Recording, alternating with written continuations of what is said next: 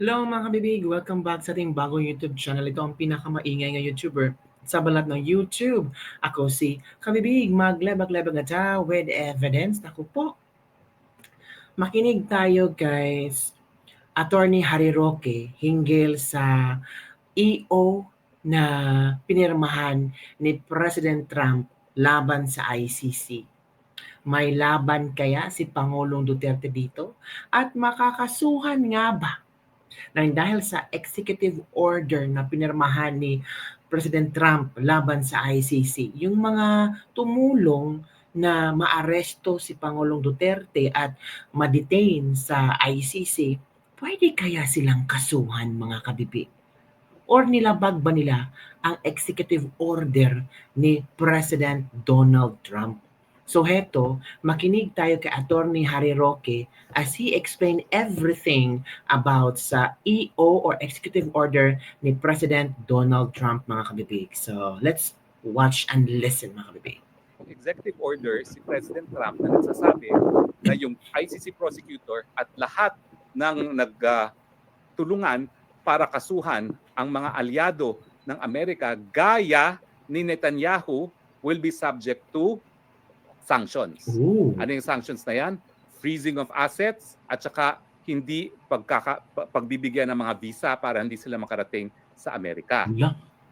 Now, masakit po yan kasi yung freezing of assets, napakalawak po ng kapangyarihan ng Amerika dahil sila nagkokontrol ng SWIFT account. Yung SWIFT account po yan, yan yung pamamaraan para maglipat ng pera. No? At kapag yan ay subject ka to freeze, talagang lahat ng pera na papasok sa account mo, mafi-freeze. No? Mhm. At syempre, masakit din na hindi sila makakapasok sa Amerika as a matter of privilege. No?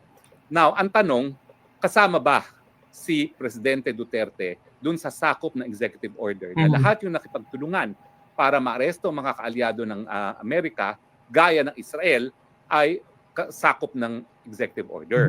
Now, tinanong yan kahapon ni Senator Marcos sa kanyang hearing at ang sagot ko, po pwede. Ooh. Bakit? Bagamat doon mismo sa EO, ang nabanggit ay si Netanyahu at Israel, nakasaad naman doon, lahat ng nakipagtulungan para kasuhan ang mga alyado ng Amerika gaya ng Israel. So hindi siya exhaustive. Kasi kung ang intensyon ay sakop lamang ang Israel, dapat ang sinulat doon is lahat ng nakipagtulungan sa pag-i-issue ng warrant of arrest laban sa mga opisyalis ng Israel.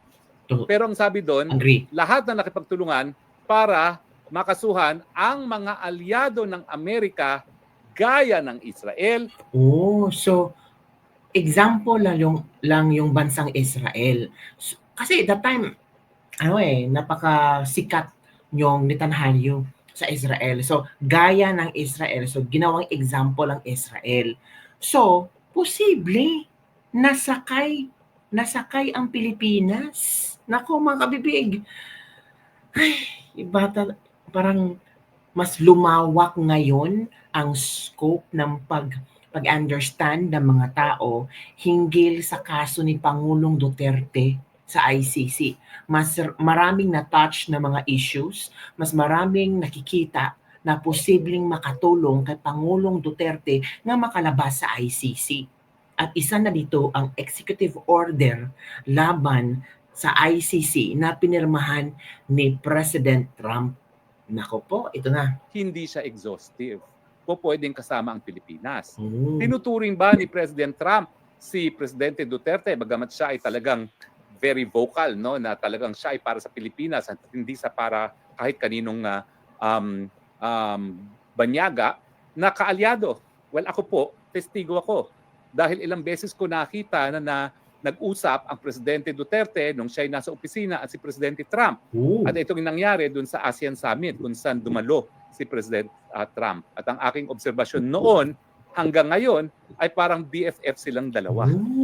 Pinupuri pa nga ni Trump yung kanyang war on drugs at sinasabi niya na sa kanyang pangalawang termino, magkakaroon siya ng sariling war on drugs.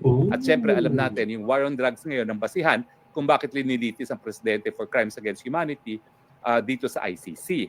So sa tingin ko, hindi lang kaalyado ng Amerika ang Pilipinas at talaga namang tayo ay non-NATO ally ng Amerika, kaya nga nandiyan ang mga base militar nila, no? Ayaw man natin na gustuhin. Pero close personal friend pa siya ni Presidente Duterte. Yun. So anong gagawin ko ngayon? Susulat ako sa State Department. Lahat yung mga nagsampa ng kaso, lahat yung nagbuyo, nadampahan ng kaso, yung Leila de Lima na yan, lahat yung mga nakipagtulungan para arestuhan si Presidente, dapat huwag sila mabigyan ng visa at lahat ng assets sila sa Amerika ma-freeze. Halak. Dahil yung, lalo na yung mga miyembro ng gobyerno ni Marcos ngayon, lahat yan maraming tagong yaman sa Amerika. Ma-freeze lahat ng kanilang mga malamansyon, mga bayan at mga bahay at yung kanilang mga dollar deposits, ma-freeze lahat yan sa Amerika. Iisa-isahin na po natin yan. No? At syempre, malalaman lang natin kung sakop talaga ang mga Pilipino dito sa EO ni Trump laban sa ICC kung gigising na lang yung mga gabinete ni Marcos na nakipagkuntsabahan para i-kidnap si Presidente Duterte papunta ng Hague, kung ang kanilang mga bank deposits, ang mga ari-arian sa Amerika, gaya ng mga malalaking mga mansyon nila dito sa Amerika, ay na-freeze na ng US government. At pag nangyari yon, doon natin malalaman, wow, sakop pala ang Pilipinas doon sa executive order ni Trump laban sa International Criminal Court. Nako. Diba? Ang saya-saya. Saya-saya niya. Well, sumatital, ang moral of the story is crime does not and should never pay. Follow the golden rule. Kung ayaw nyo maging biktima ng paglabag ng karapatang pantao, huwag lumabag sa karapatan ng iba. Di naman sinasabi ni Presidente Duterte na wala siyang pananagutan altogether. True. Ang sinasabi lang niya, lahat ng gustong magdemanda sa kanya, di umano dahil sa paglabag sa karapatang pantao, gawin nyo yan sa Pilipinas dahil malayang bansa ang Pilipinas, soberenyong bansa ang Pilipinas, at hindi kinakailangang mga dayuhang maghusga dahil sa Rome Statute mismo, no, ang mga dayuhan dapat lamang maghusga kung ang lokal na hukuman ay hindi makapagbigay ng katarungan. Correct. Hindi naman po nangyayari sa Pilipinas. Bukas po ating mga hukuman, dyan po dapat sinampa ng mga nagrereklamo ang kanilang kaso sa laban kay Presidente Duterte. Correct. Tignan po natin ang mga... Mga kabibig, huwag yung kalimutan na iboto ang 139 Gabay Party List ni Atty. Harry Roque, mga kabibig. Yes, mga kabibig. So, doon na-explain ni Atty. Harry Roque kung ano at saklaw ba ang Pilipinas sa EO. Yes, mga kabibig. Sa EO na pinirmahan ni President Trump laban sa ICC. Sabi nga ni Atty. Harry Roque, kung malaman natin na na-freeze na ang mga mansyon at dolyares at mga bank account ng mga kasali, di umano na nagpa-aresto kay Pangulo Duterte, ayun na. Effective ang EO ni President Trump. Nako, sabi nga natin ni Harry Roque, excited tayong malaman, mga kabibig. Kaya ako pa, na-shock lang talaga ako dahil napag-usapan ito. At sa Senate hearing lang talaga ito ng pag-usapan, no? So it means yung Senate hearing ni Senator Amy Marcos may purpose, may function. Diba? Kasi nakita natin na posibleng magamit to. Posibleng makalaya si Pangulo Duterte at posible yung mga taong engage sa pagpapakulong ni Pangulo Duterte ay maparusahan. Di ba mga kabibig? So sabi ng iba na, ay useless na yan Senate hearing ni Amy Marcos. Useless lang. Pero ang ginamit, hindi. Kasi maraming napukaw maraming mga revelasyon si Senator Amy Marcos. Matagal na pa lang inoobserbahan at kumakalap ng mga ebidensya itong AGK, itong ICC na to.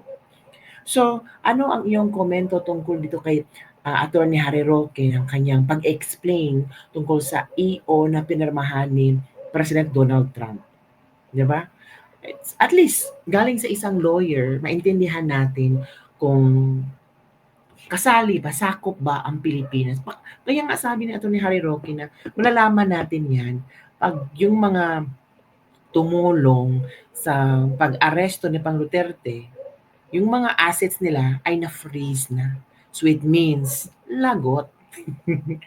So yun lang po mga kabibig ang ating latest lebak-lebak for today. At least may konting paglilinaw ni Atty. Harry Roque at meron tayong understanding hinggil sa EO na pinirmahan ni President Trump laban sa ICC. So As of the moment naman, ang nabasa ko, mga kabibig, na hindi iiwanan ng legal counsel ni Pangulong Duterte, si Pangulong Duterte, hanggang matapos ang kasong ito, which is good news. At I think nagsumite na sila ng petition for interim release. Sana ma-approve ito ng judges ng ICC para makauwi na si Pangulong Duterte. Pero sabi naman ni Claire Castro, hindi daw tatanggapin ng Pilipinas si Pangulong Duterte. Wow! Talaga? Comment down below. Don't forget to like, subscribe, and share this video. Bye everyone. See you next time.